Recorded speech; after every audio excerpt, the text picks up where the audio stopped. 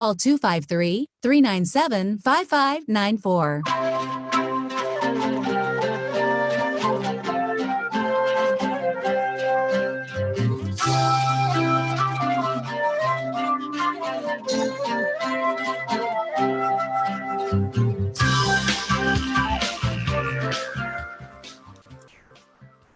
All right. Well, welcome everybody. My name is Dr. Greg Eckel, and I'm the host of the What's the Health podcast. My venture into the podcast world. We're really excited to be bringing this to you. Been in clinical practice since 2001 in downtown Portland, Oregon, and I'm really excited. We're bringing healthcare that is going to promote thriving. We really think that what is missing in our healthcare discussion and just on the planet is really our healthcare really should bring us into a thriving state, not just survive or, where can I get my drugs covered from, but, the community of what we want to live in is really to promote this concept of thriving. So we're super excited to bringing it to you on the Contact Talk Radio. And, we want to look at this word thrive. You don't really get that so much in the healthcare debate and or discussion around yourself. So, a bit of, flourishing is another word that I'd like to promote out there. And it is what we've been doing. I like to say, I don't like to compare my patients to the general American public because they are diseased and sick. And we're going to cover that. We're going to talk about the current state of affairs in the United States and in healthcare in general with our own bodies and really address and assess all of the levels of healing. From biochemical, physiological to basically spiritual. We're going to cover it all here on this discussion. And again, just super excited to be here with you. So if you find any value with this, I want you to, share it with your friends and family, and we can really make a movement and help change our health. So from here, how did I get here? So I've been in practice since 2001. I'm a naturopathic physician and licensed acupuncturist. And I was in the early 90s in Portland, Oregon. I was a preschool teacher, Montessori preschool teacher. And I was watching at that time 3 to 6 year olds being put on Ritalin. And my poster child was Michael. I like to say he included others in his learning. And he was a rambunctious dude. He definitely was all over the place, to this child, to that child, running around, definitely wild dude. And, but he had a full lot of life in him. And at that point, I was an assistant in the Montessori classroom. I'm definitely a Montessori child wannabe. And, the head teacher advocated for his parents to say, hey, I think that was just really the beginning of attention deficit disorder and ADHD. And she advocated for the parents to take Michael to the physician, where lo and behold, he was diagnosed with ADD.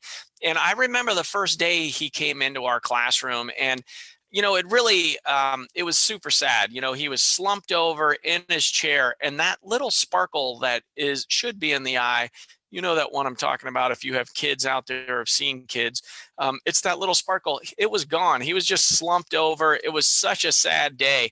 Yeah, sure. He stayed in his seat. But he just was not the same kid. He did not have that life. And, it was so inspiring to me. I just thought there's got to be a better way to treat these kids. And, I always knew if I went back to school, I wanted to be in service to people. And so that aspect of, seeing Michael just slumped over. I also had an experience. At that time, I had a booth at Portland Saturday Market. I was making kaleidoscopes and handmade marbles. Yeah, typical 90s Portland dude, I guess. And with that, I was a vegetarian at the time, and I thought vegetarian was very healthy. But I was not feeling very well, and I was run down and just really no energy, and just thought, man, I'm in my early 20s. What is up with this? This would be my vibrancy here in life. And a bunch of friends, community directed me to the National College of Natural Medicine. It's called National University of Natural Medicine now. And I went in there, and the providers, they addressed my diet, and they came back. So I did a little diet diary. I came back in, and they called me a junk food vegetarian.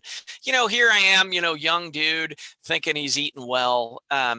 eating vegetarian, but it was all packaged food, right? I was vegetarian, so I was like very healthy. No, it was basically vacant, empty food. And that is, I think it was brilliant that they just addressed my diet. I just changed my diet and I felt better. I thought, wow, I could really get behind this. And here I'm seeing Michael, this boy that was just drugged from 3 to 6 years old. And so I had all of these different paths leading me into naturopathic medicine. And while there, I got into energetics and Chinese medicine. I also have a master's of science of Oriental medicine. So I've really got where, East meets West naturally. We bring together full spectrum healthcare and address people where they are, meet you where you are, and create plans that actually get wind in your sails and get some momentum and movement. There's no right way or wrong way to do health. I think there's only your way. And that's what our goal is to design programs and treatments specifically personalized to you. I could have 12 people come into the room and everybody with the same kind of chief complaint. Let's call it fatigue, right? Like my junk food vegetarian foray into medicine, and they will all get different treatment plans based on what they bring, what their genetics are, what their stress levels are, what's their relationships, what's their community like. So all of these facets that we look at of, I call it addressing heart-centered beings moving through time and space. There's this concept in Chinese medicine that the heart is the emperor or empress. There's no word for mind body medicine. So when we talk about this concept of thriving, we want the heart or the emperor or empress. We're addressing heart-centered beings. As a heart-centered being, to you, a heart-centered being, we want to make sure we're addressing and assessing all of the facets of health. It's not just, oh, for this condition, here's this natural product, or here's this drug. In Oregon, with my degree, I have a DEA license. I can prescribe any drug on the planet. I just choose not to at this point in my career because I'm just amazed every year at what our bodies can do to heal themselves given the right information. I like to say I do a lot of nothing all day. And so we really want to bring, we assess, we figure out what is the root underlying cause and address you at that level. And that's really, when we bring back a thriving individual, that's how you do it. You address at the root imbalance. You don't just cover up symptoms or disease process. The medical model, as I see it today, is we have a disease management symptom-based model of care, meaning we're just treating symptoms. And by covering up symptoms, I'll have people come in with a laundry list, let's say over 40 items on my intake form. And that's critical mass for me. I just learned long ago, I drew the line in the sand. When somebody hits 40 symptoms on my intake form, it's a 13-page intake form. So it's pretty lengthy, but somebody hits that many symptoms, I know that all of the facets, they've got so much stress and inflammation in their lives that all of the organ networks are under the gun. And so to address that level, so that's kind of a, pretty steep curve of what we're talking about. We've got somebody with a lot of symptoms, and we're going to have to put a lot of information over here to get that body balanced out. But by addressing from the heart component of really bringing that heart back into healthcare, we can make great strides and make some great movement for folks, because it really is figuring out what is the motivation, what's the underlying cause, and how do we affect change the best for you or your loved ones or your family. And it is that whole person healthcare that we want to promote. So in there, we've got this really the emperor, the heart-centered medicine, and as one aspect of that thriving. Fast forward to today, I just recently have gone through major life changes, and really it helped basically lift the veil for me and really show a lot of interconnectedness in the world, and really how I'm practicing medicine today. Over this last year, I lost my wife to an uncurable neurologic condition called Creutzfeldt-Jakob disease.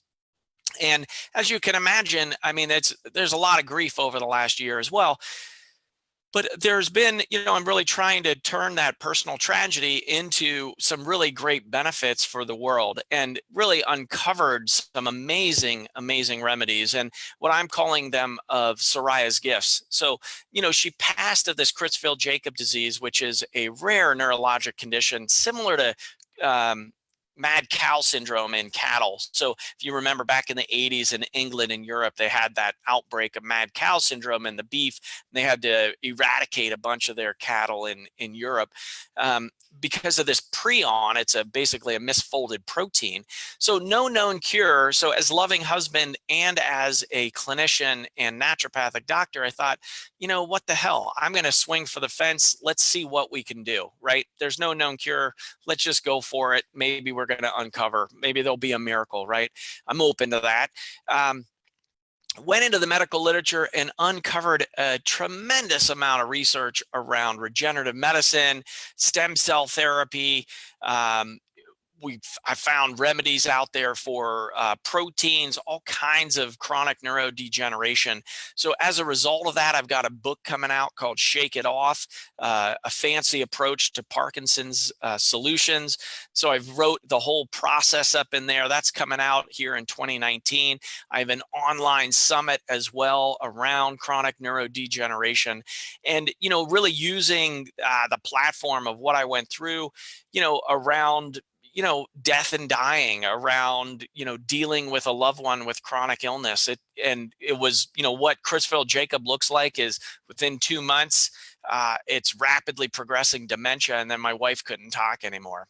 And then we basically watched her, just disappear over a year.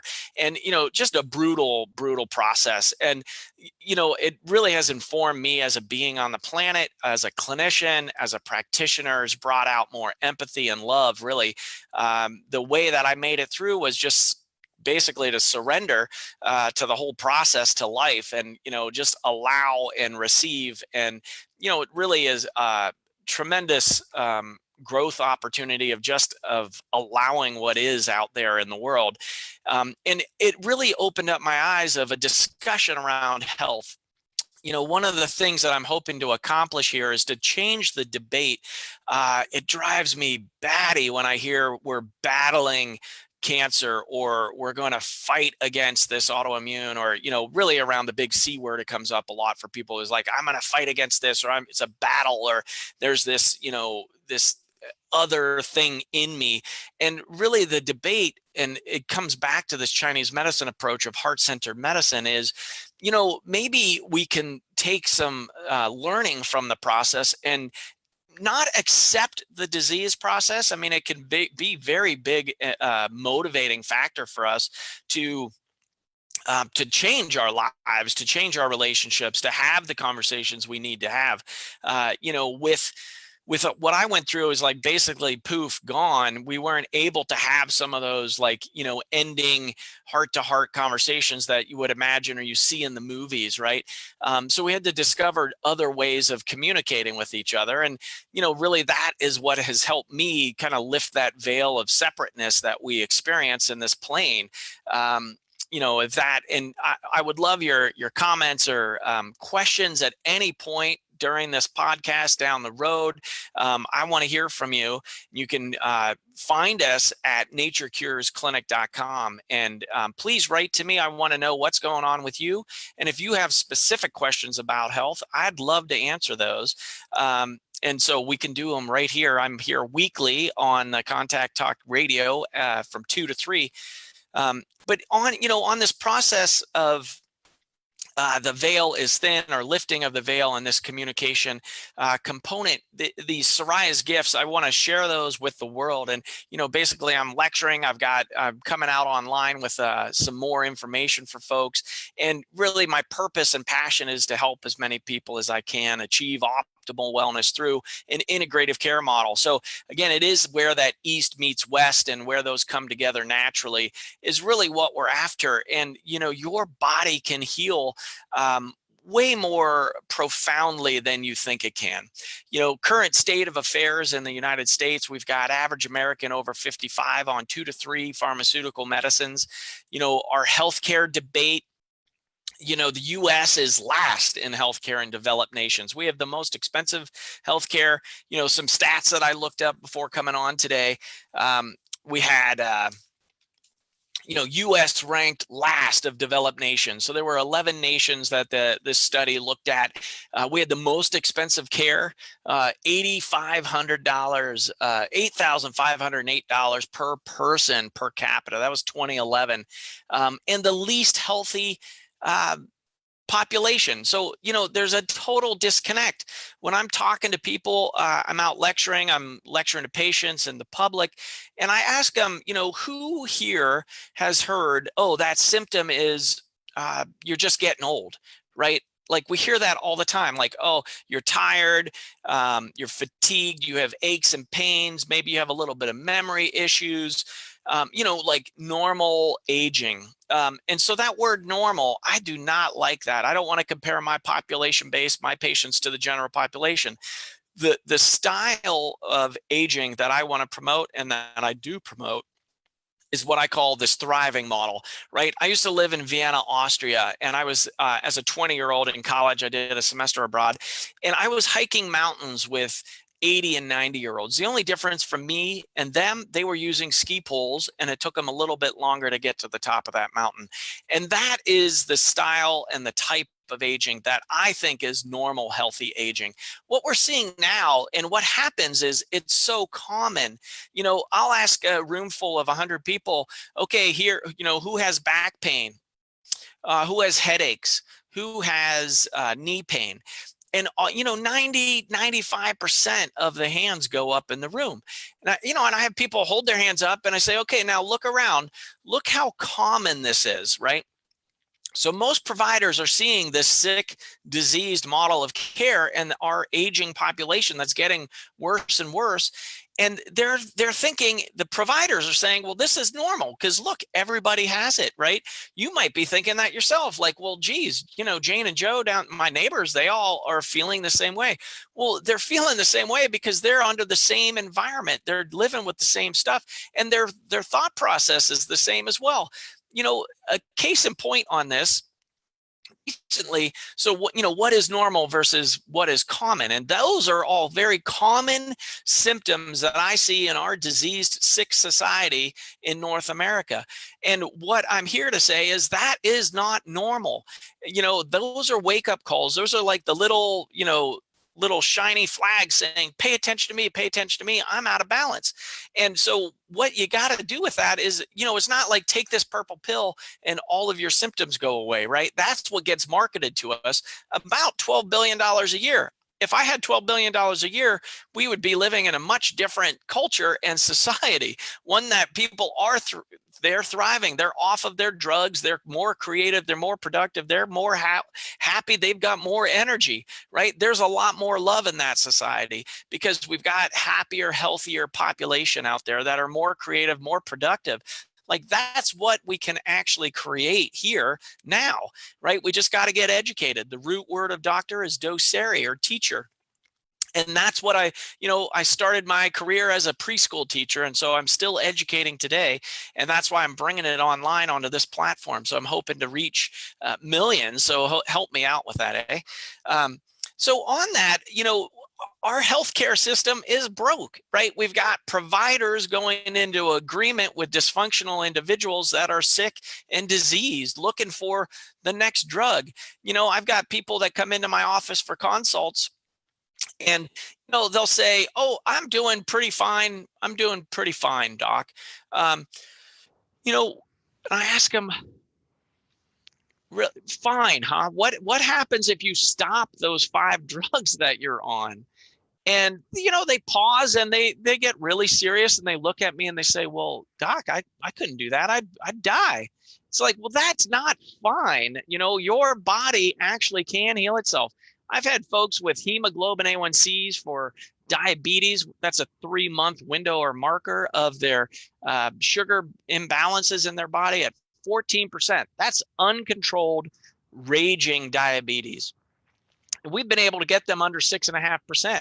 So these things, I'm not saying everybody gets cured or we get to reverse everybody's symptoms, but if you work at it and you haven't had past that point of no return, I'm not the doctor to, limit your body's healing abilities. all too often I get patients in here and they've been given death sentences, right? They got a diagnosis of cancer. You got 6 months to live, Mrs. Smith. There's no way that the physicians have that much power. But that thought of implanting that into the patient's mind is a death sentence, especially if the patient goes into agreement with the professional in the room. So, you really want to watch, what we do put up here in the old noggin. Our brains and minds are powerful creating machines, and can really create our reality in multiple ways than one. So, we're looking at the healthcare system, right? We can all agree it's busted and it's broken. And there are a lot of great, smart, brilliant people working on this puzzle here. I'm taking it directly to you because I think that you've got the power to actually make the change. And you can do this by the choices that you're making, by the decisions that you make, by what you put into your brain, and what the thoughts are that you're also thinking in there, because that stuff comes out. All too often, I get people resigned to their health. Just saw a gentleman the other day with diabetes. He's 80. He doesn't like vegetables, right? His wife's really just nagging him, trying to get him to eat those vegetables. And by golly, he just doesn't like vegetables. So there's a lot of things we can do for him. I do want him to start eating vegetables, but we got to figure that out. It's not my way or the highway, but there are multiple roads to Wellville, is the way that I call it. So, on this healthcare as a general system being broken, if Dr. Eckel was in charge, number one, there would be no direct to consumer marketing. The advertisements on television, go ask your doctor, they're laughable. I don't consume a lot of mainstream media because it's a negative Nelly. Like, it is total bombardment into a fear state for most of the population. I've actually put multiple patients on a diet from mainstream media because of the fear that they get put into. And it's almost like a mind control, really. When you look at it, it's like, man, you tune in. If I tune in and I look at how many ads for drugs are out there, it's astonishing. Like, once I understood, like, we're walking around in a pharmaceutical cloud out here, folks. And once you see it, it's like, wow, you get through, it's almost laughable, right? They go through all of those side effects and it always ends in death, right? And the number 4 cause of death in the United States is actually doctors. So, there is something to watch out for here, in that you've got to watch what you're being sold, right? I mean, I teach my kids on the advertising front, they're just selling soap. That was the early advertisements out there. And so you look at, man, there's a lot of money going out there. Case in point, Humira. You probably heard about this. This is the new kid on the block, and it's a blockbuster drug. It is a biologic drug. This is only for a small subset of the population, but I knew we lost the healthcare debate when we started talking about drug coverage, right? Are my drugs covered? That's not healthcare policy. That is a drug care policy. Humira, $536 million a year advertising budget. There is an amazing return. I mean, it's a blockbuster drug. You go look up how much money they're making on that, right? It's like a $60,000 a year drug, where the patient with insurance is got either no copay or a $4 copay. And so what is going on with that? That's a big one for rheumatoid arthritis. There are tons of things we can do for rheumatoid arthritis. This regenerative medicine, there's some amazing things there that we've seen folks with rheumatoid arthritis improve with regenerative medicine program. So I'm not going to say we're treating rheumatoid arthritis with regenerative medicine, but I've seen people that have received regenerative medicine with rheumatoid arthritis get better. So we've got this climate of drug policy and drug control. So Humira, $536 million, right? Advertising budget. They're getting a tremendous return. So that's why we're seeing those ads everywhere. I mean, when I've watched it, I thought, well, maybe I could use some Humira, right? I mean, that's how convincing and, well written these ads are, right? In a marketing component. So number one, we need to get rid of direct to consumer marketing. They don't have it in Canada. That's kind of a sane country up there. A little bit too cold, but they love hockey. So, but the healthcare reform, really, we lost the debate when we started talking about drug coverage, right? I know it's a big thing for so many seniors and general population because that's what we've been taught, right? Oh, I'm ill, I must need a medication, right? And I'm here to tell you, over 18 years of practice, I keep getting more and more confidence with what our bodies can do given the right information. So my job as Dr. Doceri, teacher, is to remove obstacles to cure. So we got to figure out, okay, well, what kind of lifestyle stuff is happening for you that may be contributing to the imbalance or the root imbalance? And then can we remove that stuff, get some new information into your system, and then have your body, and it's an inherent innate wisdom, heal. And I have seen stage 4 cancers go away. I've seen autoimmune conditions go away. I've seen neurologic conditions improve, such as Parkinson's and MS, peripheral neuropathy. These things are not supposed to correct or cure. So I'm not curing anything. It's the person's body. It's your body that can heal itself given the right information. That is the basic tenet of naturopathic medicine. The body heals itself. We just have to figure out, what's the strands. We got to listen to you and trace those things back to the root underlying imbalance. And I will tell you time and time and time again, I'm way more confident. I like to say I do a lot of nothing all day, right? I'm listening. I create an environment where I do not go into agreement with limiting beliefs. We figure out how do we get momentum for you or for your loved ones. And then we go after that and we set the stage and we go towards it. That's how healing works. And over and over and over again, it's amazing. I get to see a lot of spontaneous remissions here at Nature Cures in Portland, Oregon. Pretty incredible. So welcome. So we made it to halfway through. If you're just joining us, again, I'm Dr. Greg Eckel, and this is What the Health.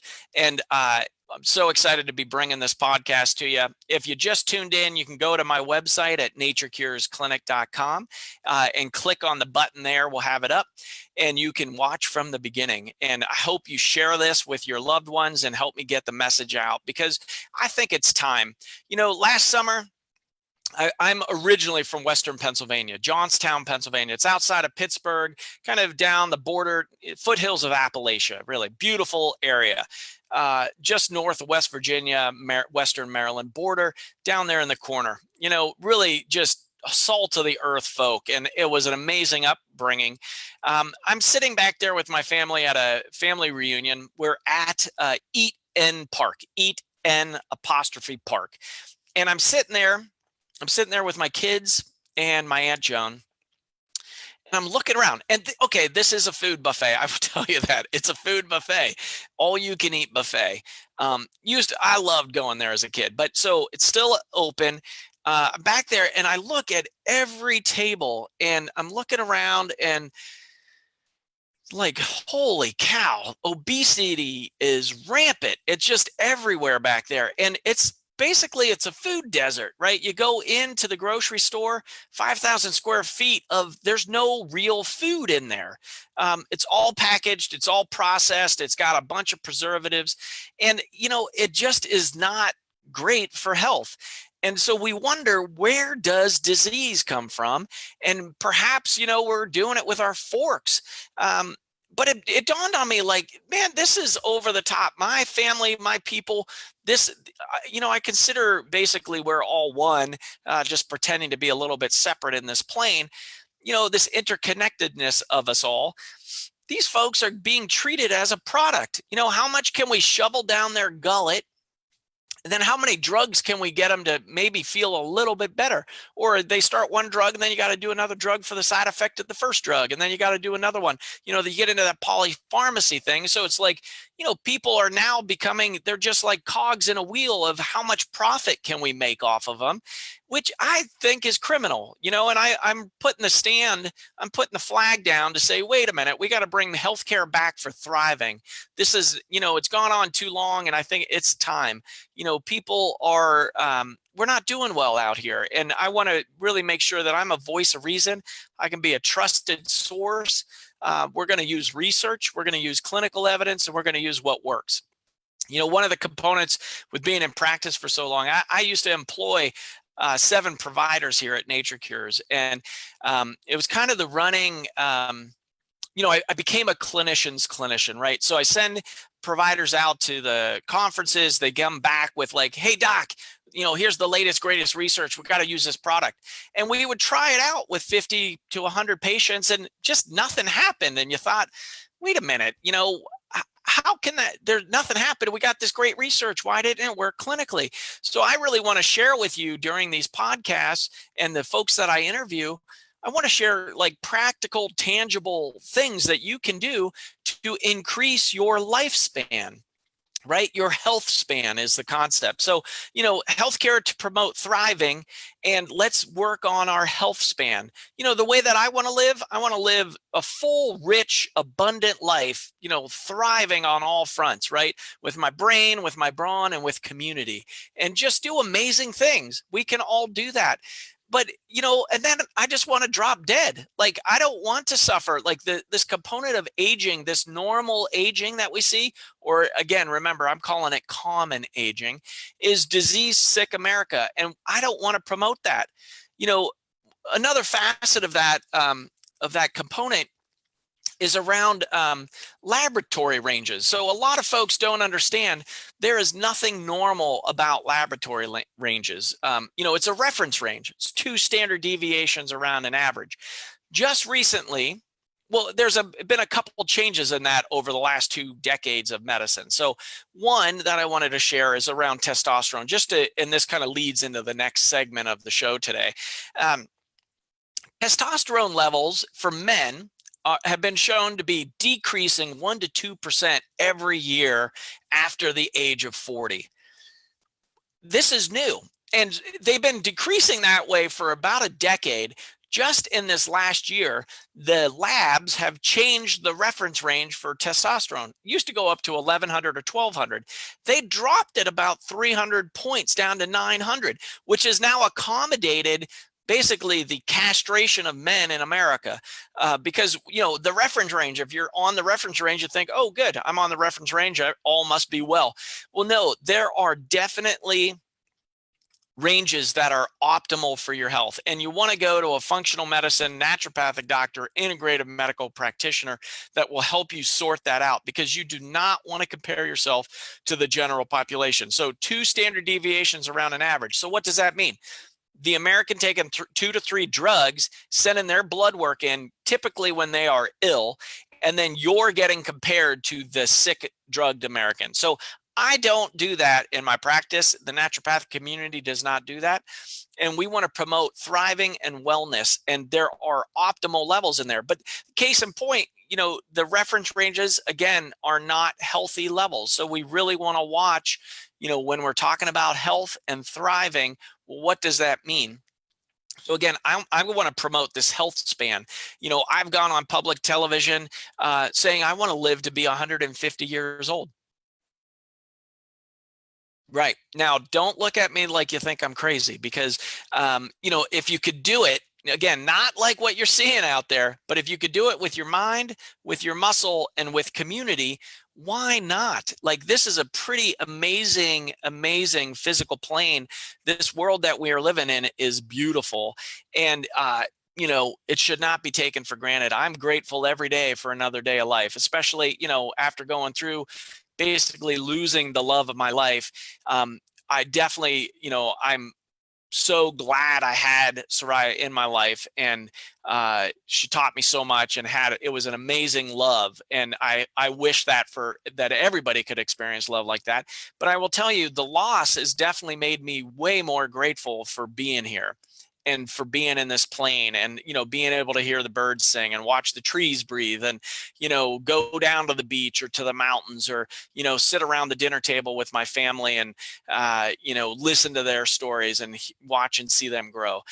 These things are, if we get into that gratitude model, that's a component of health span.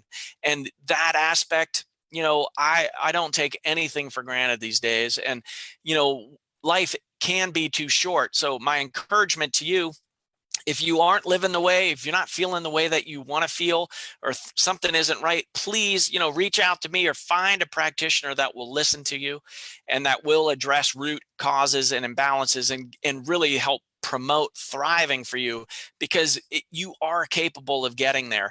Um, you know, how does it happen that we're not thriving, right?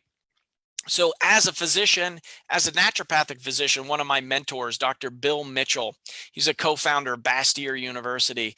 I remember it fondly. He's passed off the planet at this point, but he called the naturopathic profession the immune system for Gaia. And it has so struck in my mind.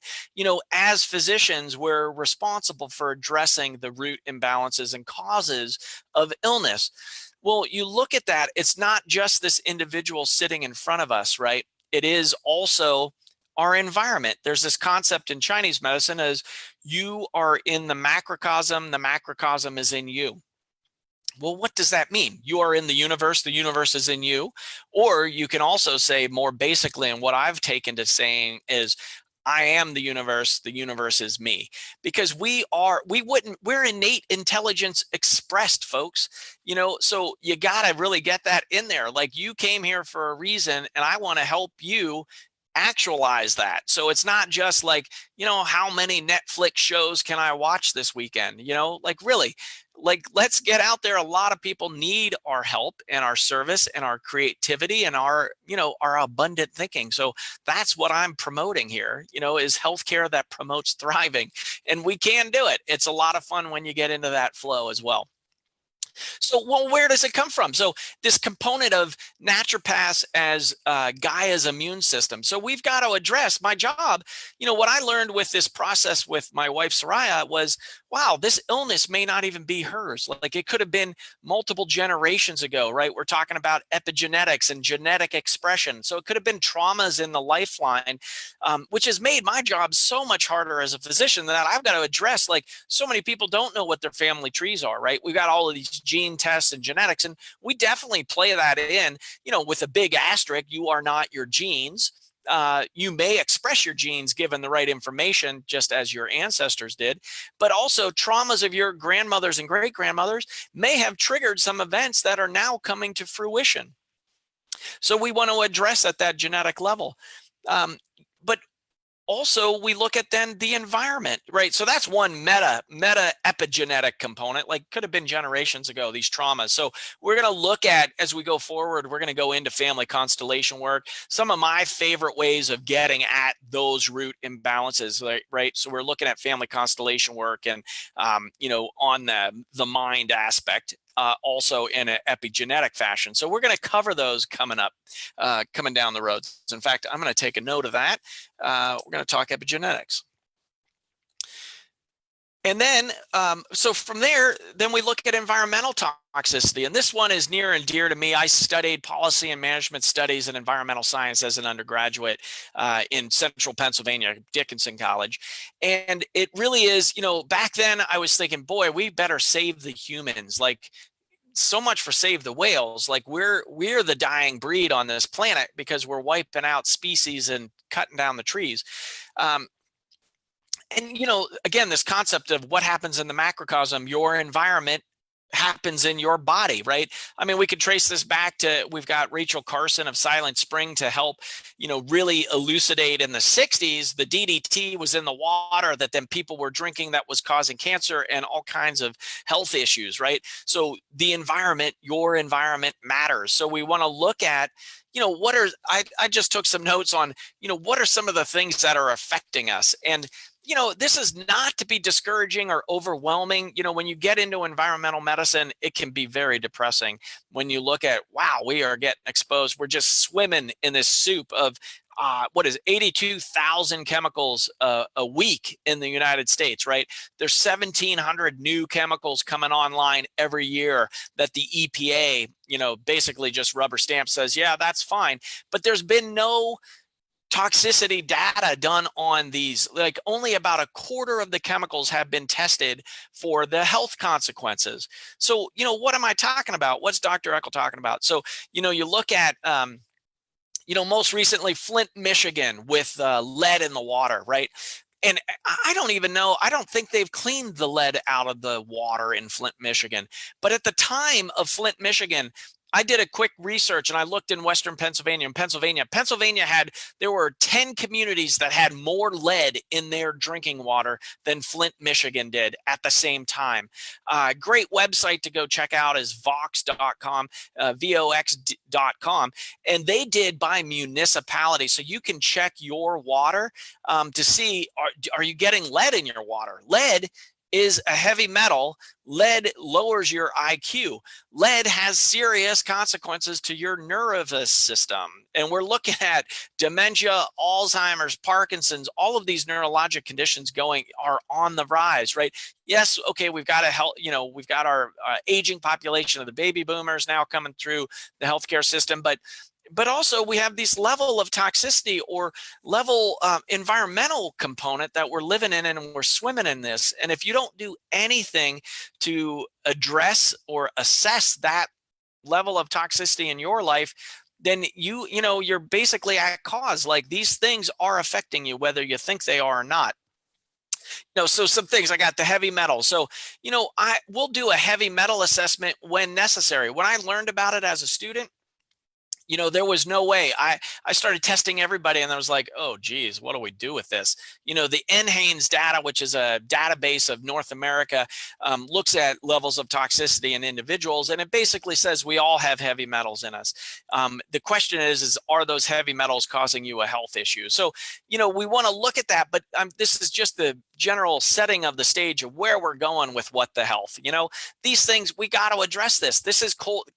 Mercury comes from coal-fired plants for energy, right? So if we change our energy policies, we get different sources of energy. We're not then toxing ourselves out. What happens in the environment happens in the macrocosm, microcosm in the body. Pesticides, dioxins, we got plastics. So that component of the castration of men that I talked about, well, that's coming from plastics in the environment. They're estrogenic effects, and they're lowering men's testosterone, in addition to creating all kinds of endocrine or hormone imbalances for women as well. We created this. Fire retardants. This is an up and coming smoking gun one. If you fly a lot, if you're in the airplanes, you get a lot of off gassing, especially from those new planes with the plastics, and then the fire retardants in the seats. National Geographic just did a June expose on this, and it really is. We've been addressing it in the naturopathic community for 40 years. Is this environmental toxicity component? And then the hugest one is glyphosate. And you've heard of this. I was thinking it was banned in the EU, but I just met a Spanish fellow and he said it was not.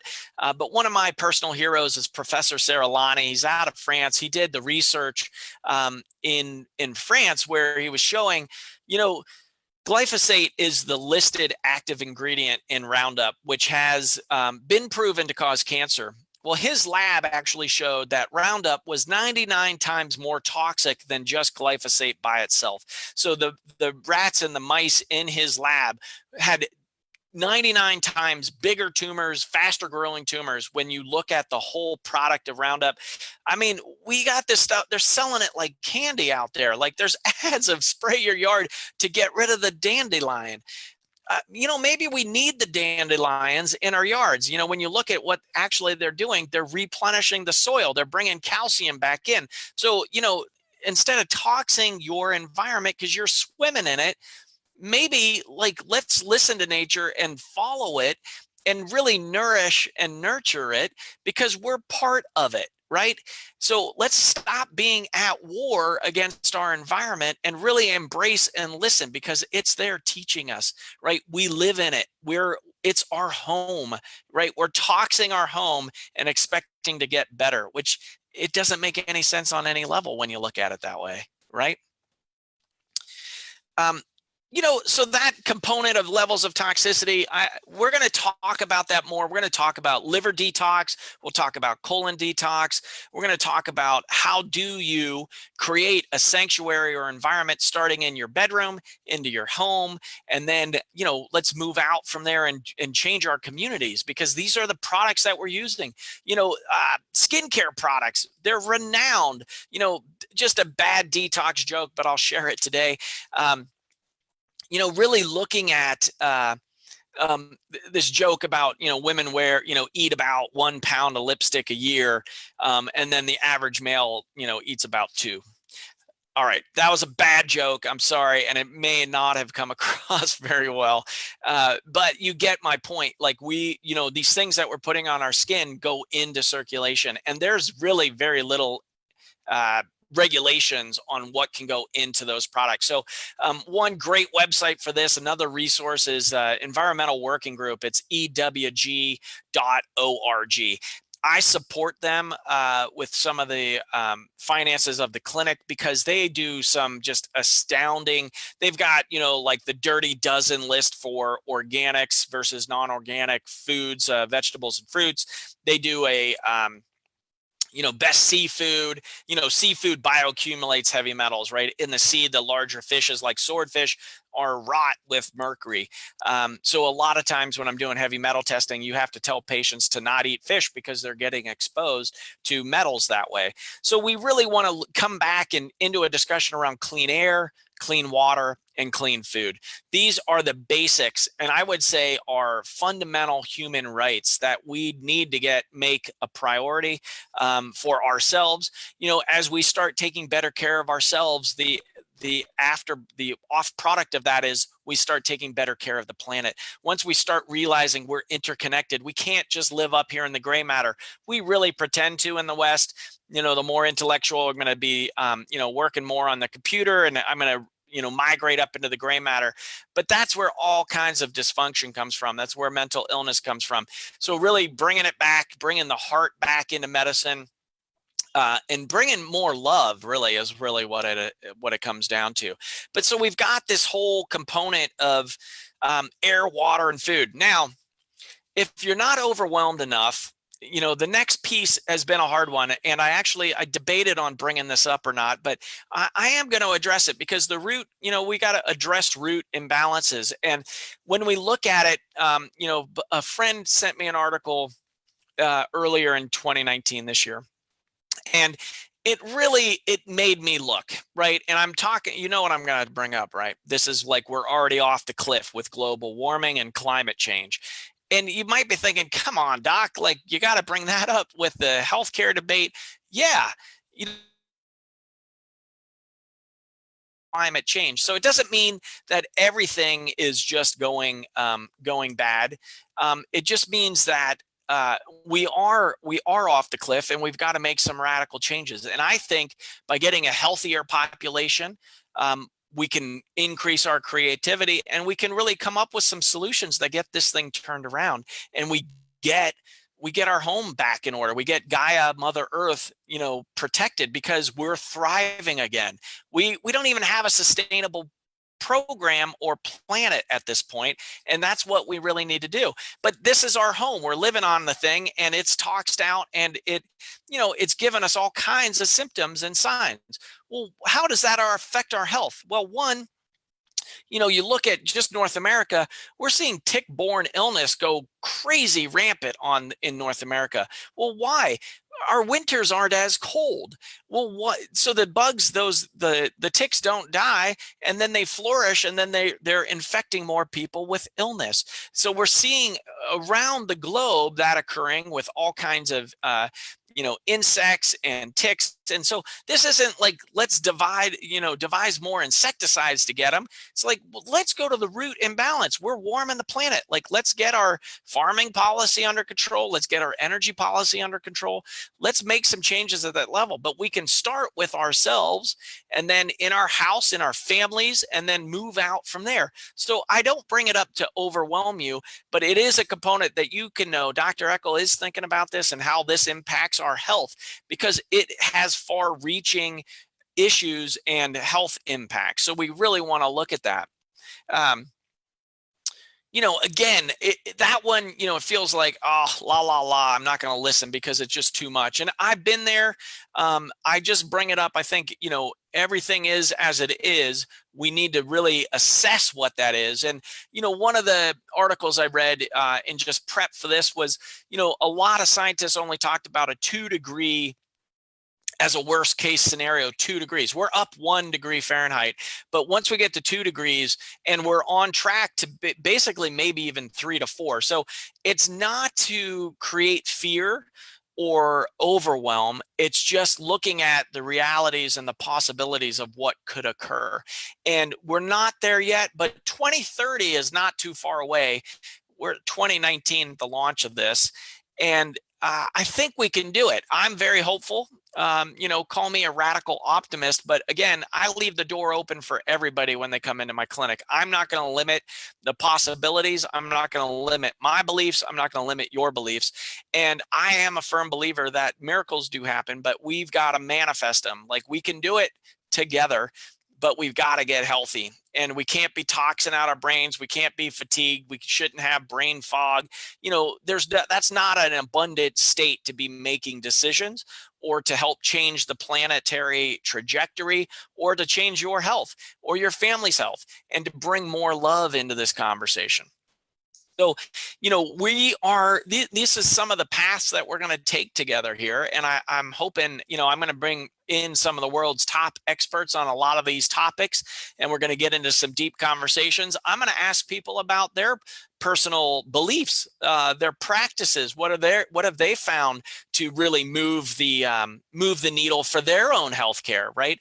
A component, is the biohacking component. So I'm big into, and I said I want to live to be 150. So there's one test I did that was very interesting. It was by telomeres. I have no connection to them, but you can measure your telomerase level, which is basically a DNA. It's off the DNA to tell you, how old are your cells? How old do your cells think they are? And I was so pleased. My cells came back. They're thinking they're 17 years younger than my biologic age. So, that felt good. Like, I'm walking my talk. I'm living my medicine. I'm out. I'm getting my sleep. I'm eating well. I'm hydrating. I'm drinking clean water. I'm cleaning my air. I'm getting in a hyperbaric chamber. I'm doing laser therapies, PEMF, pulsed electromagnetic frequency. I'm playing with all of this stuff because I get it. If I'm going to be the leader of a thriving movement, I've got to be thriving. And, honestly, I will tell you, I feel very vibrant. I feel strong. I get good sleep. I feel a lot of love. And that aspect, we've got good connections and community. The vision of really where we're going is really more love, right? This component of docere or doctor is teacher. And that's what I'm hoping to educate you and for you, your family, and your community. And we can really make a difference here. We're bringing more love, more creativity, more energy, so you can get more, just receive more, but also thrive. Healthcare should be promoting thriving, and that's what we're after here on What the Health. I want you, if you just tuned in, I'm Dr. Eckel. This is What the Health. I invite you to my website, naturecuresclinic.com, where you can catch this whole show. Please share it with your friends and family, and come on at 2:00 on Tuesdays on Contact Talk Radio. We're going to be here having this conversation. You can always tune into your favorite podcast venues and subscribe to our station and our channel. Subscribe to my show. Would love to have you along for the ride. Should be really interesting, a lot of fun, and we're going to thrive together. So, really want to encourage you to come on back and share. This component, when you look at this, heart is the emperor, empress, and the concept of there's no word for mind body medicine in Chinese medicine. So I'm going to bring it back, bring in the heart back into healthcare here. Heart disease is the #1 killer in North America, and we got to look at why that is. And so, we got to nourish our hearts, our emperors, our empresses, and that's the type of medicine. That's the way I'm going to talk out here. We're talking directly to the heart, from my heart to yours. So please share this with your families, your loved ones, and I look forward to having you along for the ride.